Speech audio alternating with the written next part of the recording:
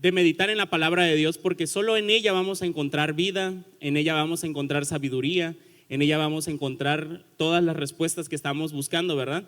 Es nuestro manual de vida, es la palabra de Dios la que nos guía, la que nos enseña, es la que necesitamos todos los días. Y hoy no va a ser la excepción en este mensaje. Vamos a leer varios versículos, pero nos vamos a centrar en una historia. Vamos a ir a Segunda de Reyes, capítulo 20, verso 1. Segunda de Reyes, capítulo 20, verso 1. Y ahí vamos a comenzar en esta historia. Estamos en esta serie que se llama Milagros. Pero no sé, a mí Dios siempre me llama como a hacer algo más, en el mensaje, no sé, como que siempre encuentro cosas alternas, no diferentes del tema, pero como confrontativas. Espero que esta palabra sea de bendición para tu vida. Y dice Segunda de Reyes capítulo 20 verso 1. En aquellos días Ezequías cayó enfermo de muerte, y vino a él el profeta Isaías, hijo de Amós, y le dijo: Jehová dice así, ordena tu casa porque morirás y no vivirás. Y este es el mensaje como confrontativo que yo digo, Dios siempre me lleva por otros rumbos, ¿verdad? Porque cuando vemos a este rey, de pronto llega el profeta y le dice: ordena tu casa porque te vas a morir y no vas a vivir. Y es como que la palabra que uno menos espera, ¿verdad? Como que es una palabra no tan de milagros. Nadie de nosotros espera eso, o sea, nadie espera que venga un profeta y te diga: te vas a morir, ordena tu casa porque te vas a morir.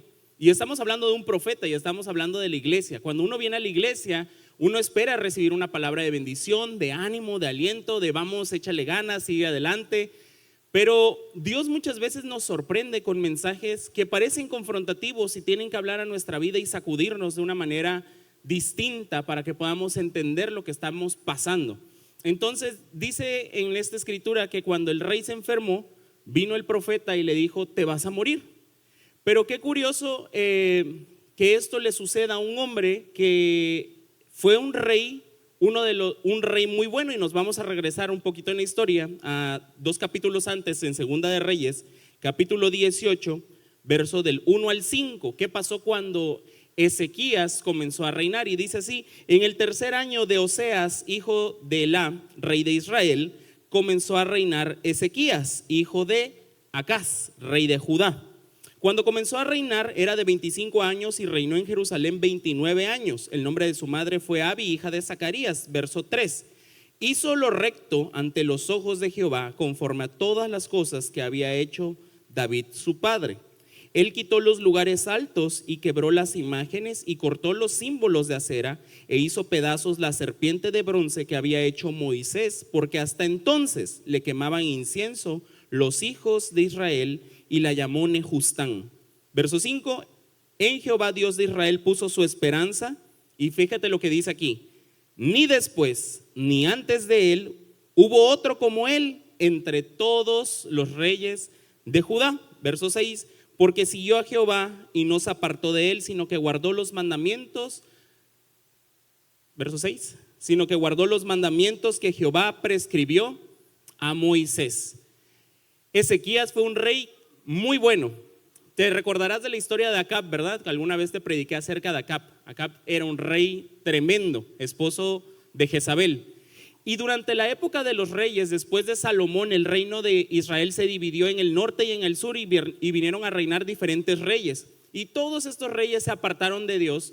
Incluso cuando comenzamos a leer en esta historia, Ezequías era hijo de Acaz, y Acaz era hijo de Jotán, y Jotán y Acaz habían hecho terribles cosas porque habían levantado todas estas imágenes, adoraban a otros dioses dentro del templo de Jehová.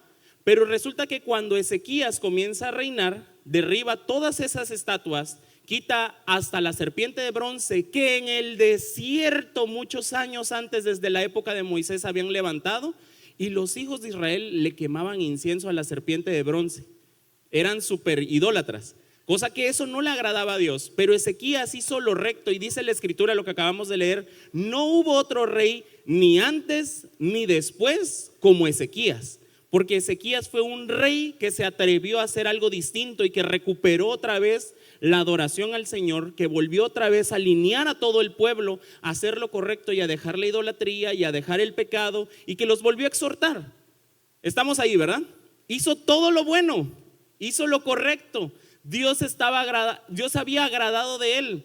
Pero de pronto, 2 capítulos después, o sea, unos años después en su vida, vamos a regresar al capítulo 20, verso 1, y vamos a volver a leer, y dice: en aquellos días Ezequías cayó enfermo de muerte, y vino a él el profeta Isaías, hijo de Amós, y le dijo: Jehová dice así, ordena tu casa porque morirás y no vivirás. Y este mensaje que le llega de parte de Dios a un rey que había hecho lo correcto, que la misma escritura está diciendo no había otro ni antes ni después, uno se puede preguntar: ¿y por qué? O sea, ¿por qué, Señor, si yo que estoy haciendo lo correcto de pronto me llega algo así, un golpe de muerte? Pero fíjate que uno no lo entiende. Estamos hablando en esta serie que estamos hablando acerca de milagros. Y yo creo que de todas formas aplica todo el tiempo. Nosotros como hijos de Dios, de pronto cuando nos llega una mala noticia, nos llega una situación que se escapa de nuestras manos, nos llegan esas enfermedades o esos problemas, uno dice: Señor, pero si yo he hecho lo recto delante de ti, yo no he sido como los demás. O sea, yo he venido, te he servido, te he adorado, te he sembrado, yo me he esforzado y he trabajado, y de pronto llega este mensaje y dices: no lo entiendo, no es posible. ¿Por qué me tiene que pasar a mí? No es justo, Señor. No sé si me estoy explicando. El rey Ezequías pudo haber dicho: esto no es justo. Pero dentro de todo esto tendríamos que ver la oportunidad. Y di conmigo: oportunidad. Porque él se pudo haber muerto así nomás, sin advertencia. Si de todas formas su tiempo se había acabado, él se pudo haber muerto así, no, nada más, sin advertencia, sin enfermedad, sin anunciarlo, sin nada. Pero hay una oportunidad, y es que el profeta le dice: ordena tu casa. Y si le está mandando ordenar su casa, es porque le está dando la oportunidad de hacer algo que quizás no había hecho. Él no se había preocupado quizás por su futuro, porque era un rey joven. No tendría por qué haber pensado en otras cosas, porque total, me voy a morir cuando sea viejo, o después lo puedo solucionar, o después me encargo de ello. Cuando nosotros entramos nos ponemos a reflexionar sobre nuestra vida, siempre pensamos: el lunes comienzo la dieta, el lunes comienzo a hacer ejercicio, mañana le hablo a tal persona, luego se le va a pasar el enojo, luego me reconcilio con él, luego invierto el dinero, luego pongo el trabajo, luego abro el negocio, mañana lo intento. O sea, siempre pensamos en el mañana, pero el día de tu milagro es hoy. Una de las frases que tenemos en Manantial de Vida cuando alguien llega es: hoy es el día de tu milagro, porque Dios obra el día de hoy. Nosotros somos los que estamos esperando el mañana. Pero Dios le da esta oportunidad y le dice: ordena tu casa, porque aquello que dejaste sin atender o inconcluso, es tiempo de que le pongas ya el punto final. Cuando uno está enfermo, uno no está pensando en: ahorita me voy a poner a hacer las cosas que tengo que hacer o que tengo pendientes. O sea, menos ganas tiene uno de hacerlo, ¿verdad? Pero hay cosas que tenemos que ordenar. Hay cosas que Dios nos llama, aún en medio de nuestros problemas, aún en medio de las enfermedades o de las tribulaciones. Dios nos manda a ordenar nuestras cosas. Dios nos manda a cerrar ciclos. Dios nos manda a enmendar nuestros errores, a solucionar nuestros problemas, a perdonar con los que tenemos cuentas pendientes. Por eso el Señor nos dice: cuando presentes tu ofrenda, si tú te acuerdas que tienes algo contra tu hermano, ve y reconcíliate con tu hermano en ese momento, y luego vienes y presentas tu ofrenda. Pero nosotros decimos: mejor mañana. Como que le dejamos la carga al yo del futuro. Y fíjate que después de esto, versículo 2, Segunda de Reyes capítulo 20, verso 2. Después de esto dice así: entonces él volvió su rostro a la pared y oró a Jehová y dijo: te ruego, oh Jehová, te ruego que hagas memoria de que he andado delante de ti en verdad y con íntegro corazón, y que he hecho las cosas que te agradan. Y lloró Ezequías con gran lloro. Verso 4. Y antes de que Isaías saliese hasta la mitad del patio, vino palabra de Jehová a Isaías diciendo: vuelve y di a Ezequías, príncipe de mi pueblo: así dice Jehová, el Dios de David tu padre: yo he oído tu oración y he visto tus lágrimas, y aquí yo te sano, y al tercer día subirás a la casa de Jehová, y añadiré a tus días, ¿cuánto tiempo?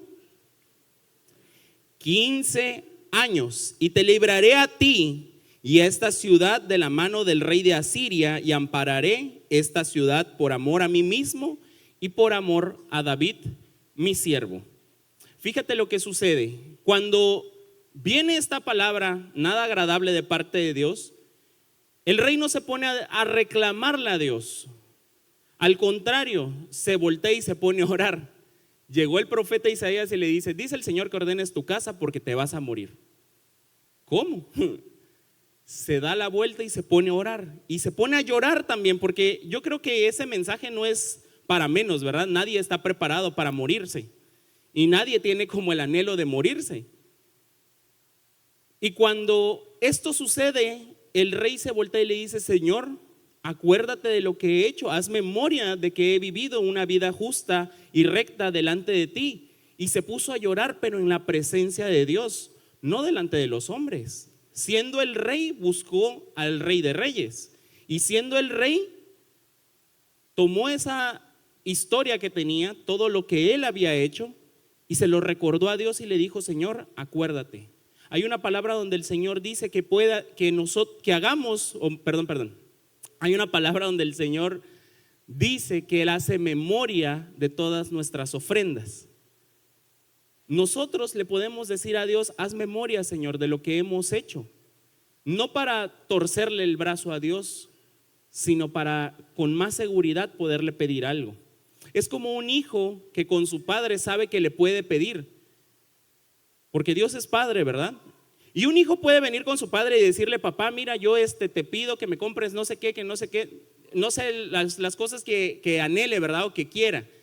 Cuando es un hijo que se porta bien, que es responsable, que es bueno, que no es grosero, dan ganas de bendecirlo, ¿verdad?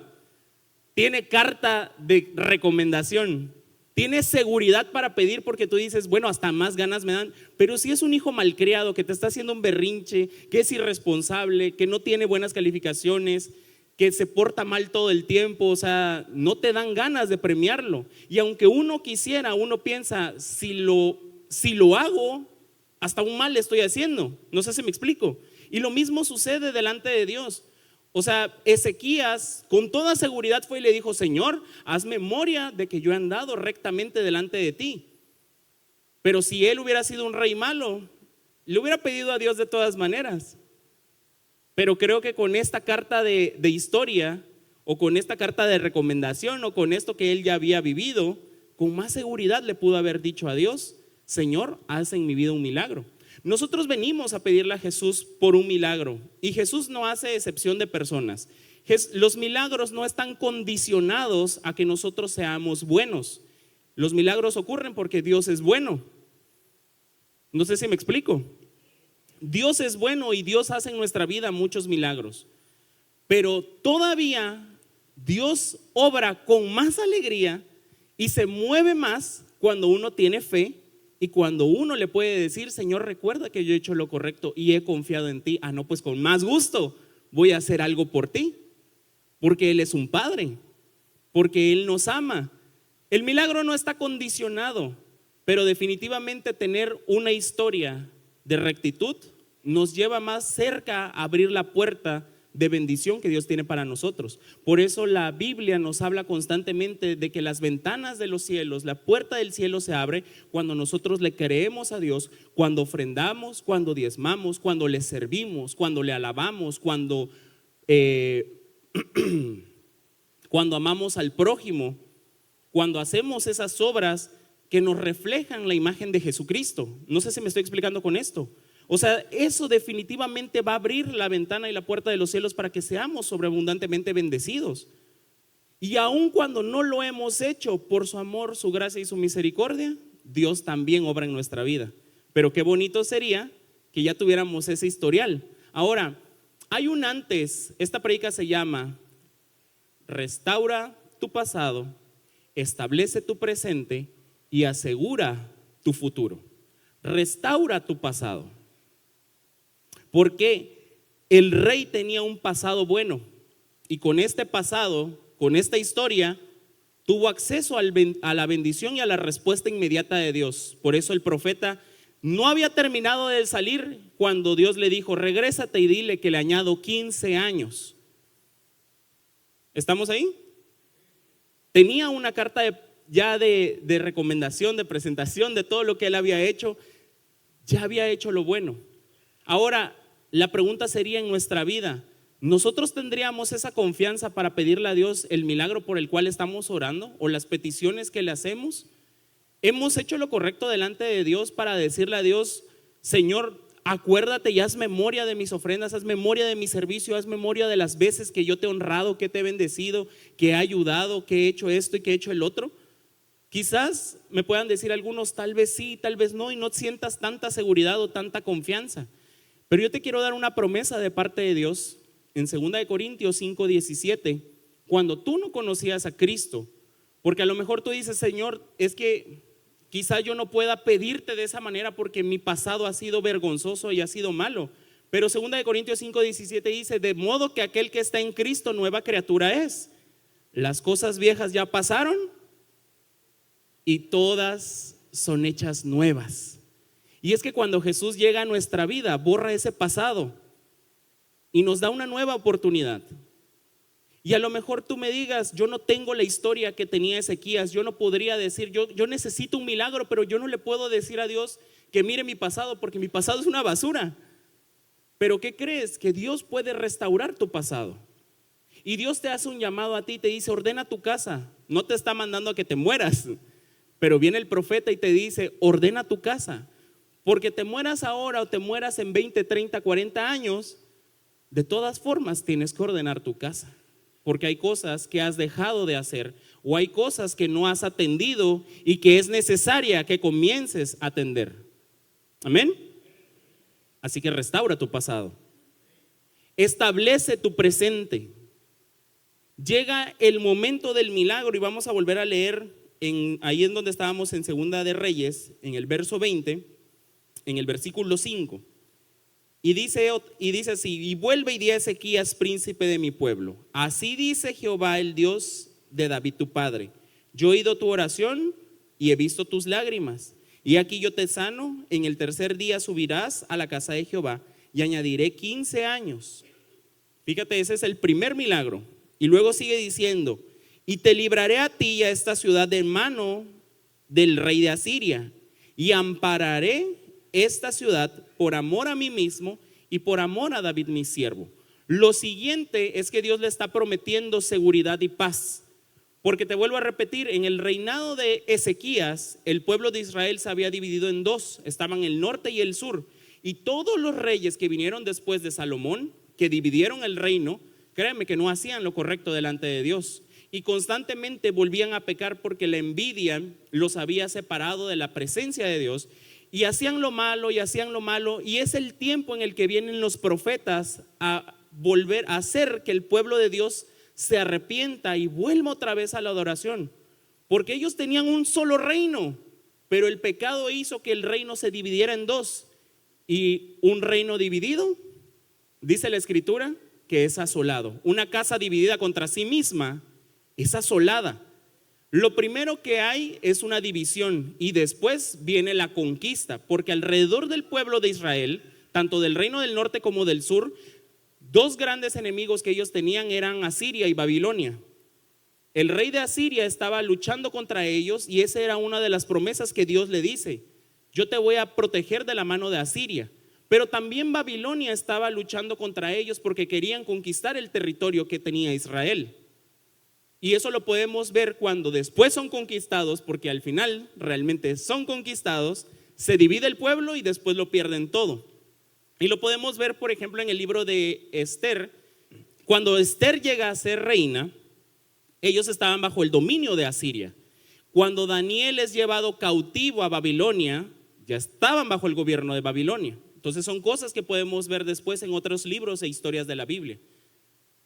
Dios le había prometido a Ezequías que le iba a dejar, que iba a proteger el reino, que no lo iba a perder, porque lo que su padre Acaz y su abuelo Jotam y todos hacia atrás habían hecho lo malo, Ya el Señor les había dicho: ustedes van a terminar presos y esclavos de todos sus enemigos. Pero cuando Ezequías se levantó para ser rey, él volvió a adorar a Dios, buscando la protección de Dios y buscando hacer otra vez lo correcto delante de Dios, para que su pueblo fuera otra vez afirmado y no perdieran lo que Dios les había entregado en su momento. ¿Me estoy explicando acá? Entonces, Dios le da sanidad y le da una promesa de seguridad. Pero ¿qué crees que pasa después?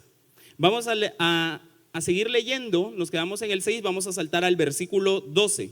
Segunda de Reyes, capítulo 20, versículo 12. Dice así: en aquel tiempo, Merodac Baladán, hijo de Baladán, rey de Babilonia, envió mensajeros con cartas y presentes a Ezequías, porque había oído que Ezequías había caído enfermo. Y Ezequías los oyó y les mostró toda la casa de sus tesoros, plata, oro y especias y ungüentos preciosos, y la casa de sus armas y todo lo que había en sus tesoros. Ninguna cosa quedó que Ezequías no les mostrase, así en su casa como en todos sus dominios. Entonces el profeta Isaías vino al rey Ezequías y le dijo: ¿qué dijeron aquellos varones y de dónde vinieron a ti? Y Ezequías le respondió: de lejanas tierras han venido, de Babilonia. Y él le volvió a decir: ¿y qué vieron en tu casa? Y Ezequías respondió: vieron todo lo que había en mi casa. Nada quedó en mis tesoros que no les mostrase. Entonces Isaías dijo a Ezequías: oye palabra de Jehová, he aquí vienen días en que todo lo que está en tu casa y todo lo que tus padres han atesorado hasta hoy será llevado a Babilonia sin quedar nada, dijo Jehová. Y de tus hijos que saldrán de ti, que habrás engendrado, tomarán y serán eunucos en el palacio del rey de Babilonia. Verso 19. Entonces Ezequías dijo a Isaías: la palabra de Jehová que has hablado es. Después dijo: habrá al menos paz y seguridad en mis días. Bello Ezequías. Traducción: si tú sabes que llega el ladrón, tú vas a presentarle al ladrón dónde están tus mejores joyas, dónde está tu tesoro y dónde guardas la llave. Definitivamente no. O sea, es una tontería lo que hace este rey, porque si tiene por enemigo a Babilonia y sabe que los están buscando atacar, resulta ahora que él agarra y dice: vamos a recibirlos. O sea, a él de pronto se le salió de la cabeza que él vivía en una guerra constante. Él estaba puesto a la defensiva como rey porque él sabía que tenía que proteger a su pueblo. Pero de pronto algo cambió en su vida, que bajó la guardia, que dijo: ya no es importante, ya esto no me interesa. ¿Y sabes qué es? La vida misma, la vida terrenal. La oportunidad que Dios le dio a través de su milagro le añadió 15 años más de vida. ¿Estamos de acuerdo con el milagro, verdad? Dios le dio un milagro y le añadió 15 años más de vida.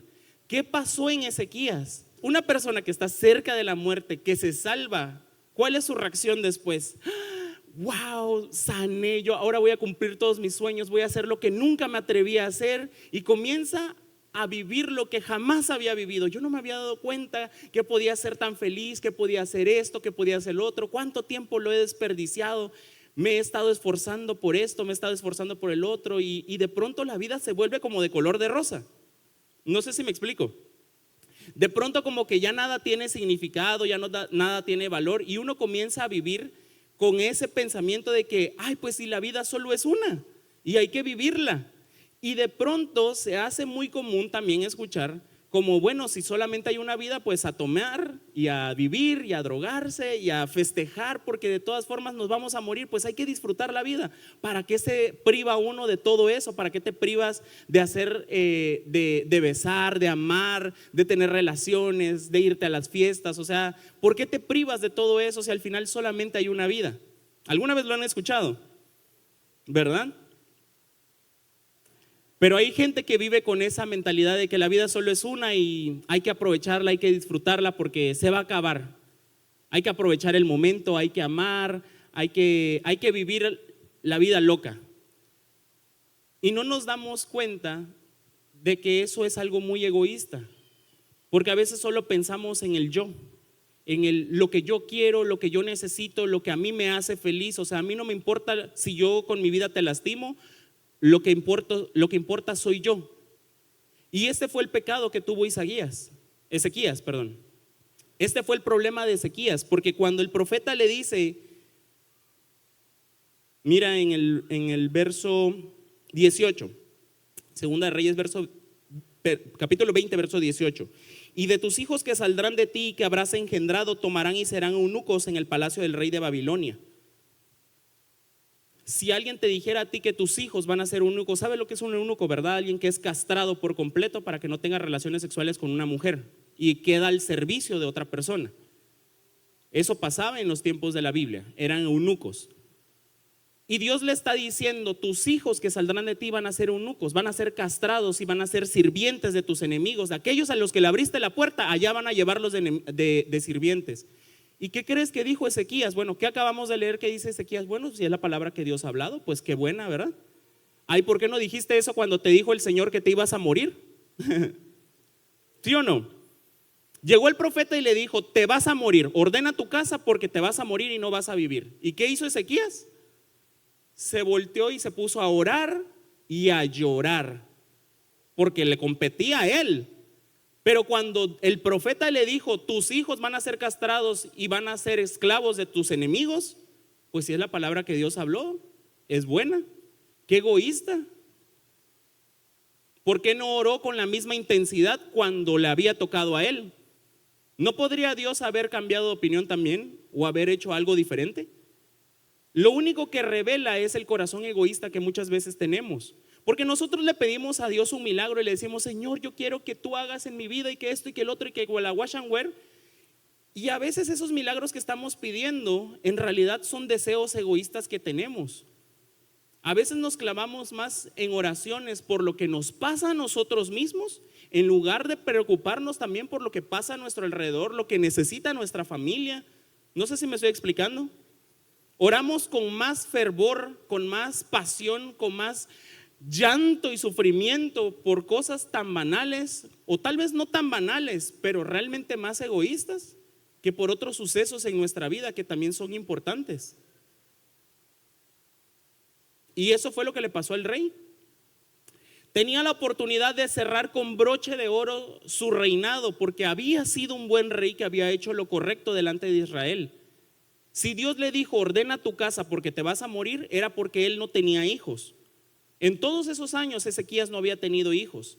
Y Dios le estaba dando la oportunidad de decir, ¿sabes qué? Rey, tú no tienes hijos, pero busca a quien vas a heredarle el reinado, porque quiero que haya alguien que pueda tomar tu herencia y que también honre la presencia y la palabra de Dios. Pero resulta que no fue así. Le da 15 años más y luego podemos leer en el capítulo 21, Segunda de Reyes capítulo 21, verso 1. Mira qué dice acá. De 12 años era Manasés cuando comenzó a reinar y reinó en Jerusalén 55 años y el nombre de su madre fue Jepsiba. ¿Cuántos años tenía Manasés? ¿Cuántos años le añadió Dios a Ezequías? 3 años después fue que Ezequías tuvo a Manasés. 3 años después de su milagro. ¿Y cómo lo sabe, pastor? Porque cuando Ezequías se murió, Manasés comenzó a reinar. No había de otra. No se levanta un nuevo rey hasta que se muera el anterior. Estamos ahí, ¿verdad? Entonces, Ezequías no tenía hijos. Dios le había mandado a ordenar y a prepararse. Porque cuando uno no está preparado, nadie está preparado, ciertamente. Nadie se prepara para la muerte. Pero una persona que quede intestada hereda un problema. Si alguna vez te ha pasado, has escuchado de eso, es un problema. Nadie se prepara para la muerte. Nunca tenemos un plan de respaldo. Y Dios le estaba dando la oportunidad de hacerlo y cerrar con broche de oro la vida recta que había tenido. Pero resulta que cuando llega el milagro y además con una promesa, en esos 15 años, en lugar de hacer lo correcto, lo que Ezequías hizo fue, ay, pues si ya Dios me añadió 15 años más de vida, ¿para qué me preocupo por todo lo demás? Que conquisten lo que quieran, total en mi vida va a haber reinado de paz. Eso no me va a pasar a mí. O sea, eso fue lo que dice, si nos regresamos a Segunda de Reyes, capítulo 20, verso 19. Entonces Ezequías dijo: la palabra de Jehová que has hablado es buena. Habrá al menos paz y seguridad en mis días. Qué egoísta. Vuelvo otra vez con lo mismo. Somos egoístas muchas veces con lo que le pedimos a Dios, porque solo pensamos en lo nuestro. Él no pensó en sus generaciones, porque no tenía hijos. Cuando tú no tienes hijos, los que no tienen hijos, o yo cuando era joven y no tenía hijos, yo escuchaba que hablaban sobre los hijos y decía: pues es que no lo entiendo. No entiendo qué es tener un hijo. Pero aun cuando no lo entiendo, no puedo ser egoísta en no pensar en mi futuro, porque yo sé que de todas formas Dios de mí va a sacar alguna generación o va a sacar algo más. Restaura tu pasado y establece tu presente, porque el día de hoy tal vez no tienes los hijos que anhelas, o tal vez ya tienes a esos hijos, pero no has asegurado el futuro de ellos. Y pensamos: mañana, cuando termine la escuela, allá lo voy a llevar a la escuela, ya que lo eduquen. Cuando salga va a salir educado. Cuando termine de estudiar hay que se preocupe por su futuro, que se preocupe por sus finanzas. Ahorita yo no tengo. No tenemos ni la cultura de tener una cuenta de ahorro para que cuando nuestros hijos sean mayores puedan tener algo para comenzar algún negocio, o para que puedan disfrutar, no sé, sus 15 años, o puedan disfrutar de la boda. No tenemos una cuenta de ahorro ni para el futuro de eso, o para cuando se vayan a casar, perdón, o si tienes un nieto. No sé si me explico. No tenemos ni siquiera eso en nuestra mente de decir: voy a pensar por el futuro. Ah, no, allá en el futuro, ese va a ser problema de mi yo del futuro. Lo mismo pasa con la palabra de Dios. Ahí los traemos a Igle Kids, ahí que los cuiden y que les enseñen en Igle Kids. Y en casa, ¿dónde estamos estableciendo la palabra de Dios? Nosotros, en nuestra casa y en nuestra familia. No sé si me estoy explicando. Lo mismo con nuestro matrimonio. Allá que vaya el weekend, allá que lo reparen, ¿no? Pero hay cosas que nos corresponde trabajar a nosotros. A Ezequías no le importó nada de esto, y mira que dice después, verso 20. Estábamos en Segunda de Reyes, capítulo 20, verso 20. Segunda de Reyes, capítulo 20, verso 20 dice: los demás hechos de Ezequías y todo su poderío, y cómo hizo él el estanque y el conducto y metió las aguas en la ciudad, ¿no está escrito en el libro de crónicas de los reyes de Judá? Todo lo que el rey hizo, todo lo bueno y todo lo malo, todo quedaba escrito. Todo queda. Por eso tenemos hoy en las escrituras todo lo que los reyes hicieron, porque estaban escritos en las crónicas, en los libros de los reyes. Verso 21: y durmió Ezequías con sus padres y reinó en su lugar Manasés su hijo. Vámonos al siguiente capítulo. Ahí termina el capítulo 20. Capítulo 21, verso 1, volvemos a leer. Dice: 12 años era Manasés cuando comenzó a reinar, y reinó en Jerusalén 55 años. El nombre de su madre fue Jepsiba. Verso 2, fíjate qué sucede: e hizo lo malo ante los ojos de Jehová, según las abominaciones de las naciones que Jehová había echado delante de los hijos de Israel. Verso 3: porque volvió a edificar los lugares altos que Ezequías su padre había derribado, y levantó altares a Baal, e hizo una imagen de acera, como había hecho ¿quién? De los peores reyes de Israel. O sea, buscó al peor rey y dijo: voy a hacer lo que él hizo. Y adoró a todo el ejército de los cielos y rindió culto a aquellas cosas. Y si sigues leyendo los versículos más adelante, dice que hacía enojar a Jehová. Buscó la manera de enojar a Dios, de decir: ¿qué es lo que más le duele a Dios? Pues más le voy a dar donde le duele. Volvió a levantar la idolatría, volvió a adorar a las imágenes, volvió a pervertir al pueblo como Acab lo había hecho. Lo que su padre había derribado, él lo volvió a construir. Y uno se puede preguntar: ¿pero por qué? Ellos como reyes tenían que ser instruidos. Si en el capítulo anterior leímos que todo quedó registrado en el libro de crónicas, Manasés no conoció a su papá, o bueno, no creció con él. 12 años tenía. Pero cuando leyó lo que su papá había sucedido, estoy seguro que Manasés se enojó muchísimo. Pudo haber dicho: ¿cómo este canijo oró para que Dios le diera 15 años más de vida, pero cuando le dijeron que su descendencia iban a ser eunucos? O sea, Dios me mandó una palabra para decirme que yo, hijo de Ezequías, iba a ser un eunuco. Yo no se lo voy a permitir ni a Dios, ni a mi padre, ni a ningún otro, porque el rey soy yo. No sé si me explico. Entonces Manasés creció con un corazón enojado, entenebrecido, molesto. Él no le agradó lo que Ezequías había hecho. O sea, ¿de qué Dios me puede hablar mi papá? ¿De qué Dios me habla o de qué Dios me quieren hablar el pueblo? Si lo que Dios le está diciendo a mi padre es que nosotros vamos a ser esclavos, sirvientes y que vamos a ser eunucos. O sea, eso yo no lo voy a permitir. ¿Cómo es la herencia que nosotros tenemos? ¿Qué pueden decir nuestros hijos? ¿Qué puede decir nuestra familia del Dios que tenemos? Dios es el malo porque Dios castigó y le dijo que iban a ser eunucos, ¿o fue la consecuencia del pecado de Ezequías por recibir a sus enemigos en la casa? Es más fácil echarle la culpa a Dios que ser responsable de las cosas que nosotros hacemos, ¿sí o no? Y vuelvo a hablarte, estamos en una temporada de milagros, hablando de milagros.